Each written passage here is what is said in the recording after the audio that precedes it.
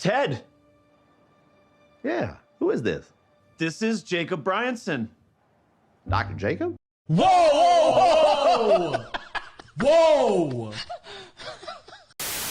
So I just watched Ted Lasso Season 3 and it was really good. Yeah, I enjoyed it a lot.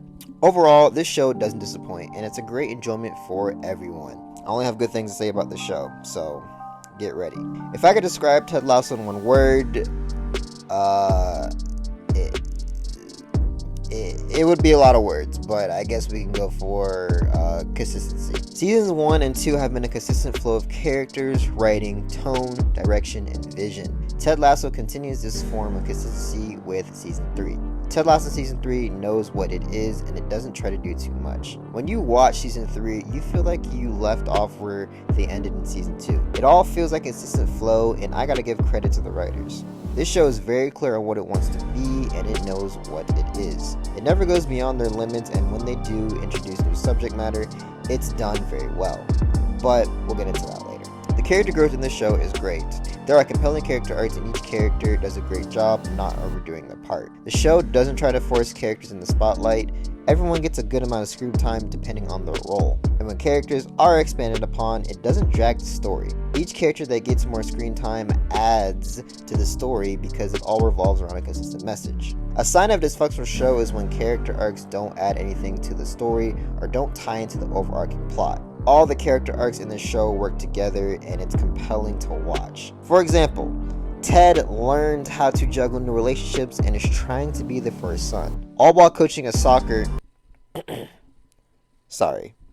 football team. And AFC Richmond goes through their ups and downs throughout the season, and Ted has to take care of that. Nate becomes this arrogant and selfish person from Season 2, but the show completes his character arc by him realizing his wrong ways and completely redeeming himself. We as an audience actually feel bad for him, which is extremely conflicting, but when we see him fall in love and have closure with his father, you end up cheering for the guy. This is good writing.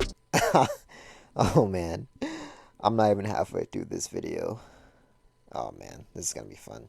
Jamie has a strong desire to be the best player on Richmond. His desire to be the best creates this friendship between him and Roy, which we thought we weren't gonna see. But when he gets to where he is, he doesn't feel like himself because his desire to be the best was to prove his dad wrong, and he learns to forgive him. Roy works on himself to be a better person. We see this through his breakup with Keely, and Rebecca basically tells the audience what his character arc is. I love this. He improves himself to the point where he apologizes to Keely and realizes why they broke up, and he even becomes a diamond dog. Good job, fellas. Good job. Keely goes through a breakup with Roy, then gets into a relationship with Jack, then goes through another breakup, then ends up being in a love triangle. Oh, and her firm shuts down, then it's relaunched, and dang. She goes through a lot in this story. But she ends up staying true to who she is, even if that means losing what was valuable to her. By the end of the show, she's a content and satisfied person. Rebecca learns how to own a team, and she ends up knowing who she is to the point where she even shuts down the Super League. I love this. Even characters like Colin and Sam and Isaac go through their arcs and they all learn to stay true to their principles no matter what life throws at them. Overall, every character has a compelling character arc and grows by the end of the show. The arcs are completed in a satisfied way. Ted Lasso is filled with a lot of loud yet subtle moments. The show lets moments just be moments. No extra commentary, no extra dialogue, and it doesn't try to do too much. The writers allow these subtle yet loud moments happen, and it's a beautiful thing to watch. When the moments are big, they're big. There are times when there is no dialogue being portrayed and you know exactly what the characters are feeling. This is one of my favorite forms of writing, so I really enjoyed this type of characterization. These moments make you feel really satisfied and fulfilled. Each moment in this show is earned and it's not forced, and this has to do with consistent writing. There's a build up to each of these moments and the show does a great job not shoving them in your face. Like this. Look at that face! Come on, look at that face! You look at him! Look at— There are certain messages in this show that is conveyed in a compelling way, and Season 3 introduces certain topics. These topics aren't shoved into your face like this. Look at that face! Come on, look at that face! You look at him! Look and they say a lot without doing much. This ties to the subtle yet loud moments that this show contains. Something that I personally hate in any show is when these topics or any deeper message presented, the show feels obligated to tell us over and over again of what that message is. This comes off really unauthentic and just really annoying. But Ted Lasso Season 3 presents these topics in a compelling and engaging way. It comes off authentic and keeps you engaged. You're left with multiple inspiring messages by the end of the show, and it makes you, as the audience, feel satisfied. Okay, I am now going to put on my inspirational hat and give you some of the messages / quotes that I took from this show.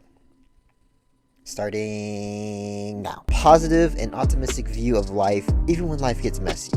When life hits you in the face, stay true to your principles. The show even tells the audience how imperfect we are as humans, and this isn't something we should strive for. Because the world we live in isn't perfect, but finding who you are and staying true to that is who you should be. Perfection is overrated. Everyone is a work in progress. So be happy with what is presented in front of you and look at the bright side. And when life hits you in the face, get back up, rebuild, don't give up. Write that down, write that down! This is portrayed through the characters and overarching story. Even though it's a story about football, okay, I can't do this. I'm calling it soccer. I'm sorry guys. Even though it's a story about soccer, the messiness of life will still hit you, and that's what this show is about. And a lot of other things. The optimistic view of being in an imperfect world. See, look, I'm still going. There's so many good messages. Alright, let's just close this thing out. To see where this story starts with this dysfunctional club not getting along and struggling to win, to almost winning the Premier League is absolutely incredible. It's something that no one could have imagined, yet here we are. It's great to see how complex the story can get. A lot of laughter, yet serious moments that make you engage with the final product. It takes a lot of skill to balance the tension of these two tones, and the show does a great job of doing this. The highs are high and the lows are low. Overall, this season is a great way to end the show. It has an inspiring ending and a satisfying conclusion. Even though it's sad to see this show end, I feel like it's necessary. It didn't stick around too long, and 3 seasons is a perfect length for a story like this. It's a great ending to one of the best shows in television, so I am going to give Ted Lasso Season 3 a perfect 10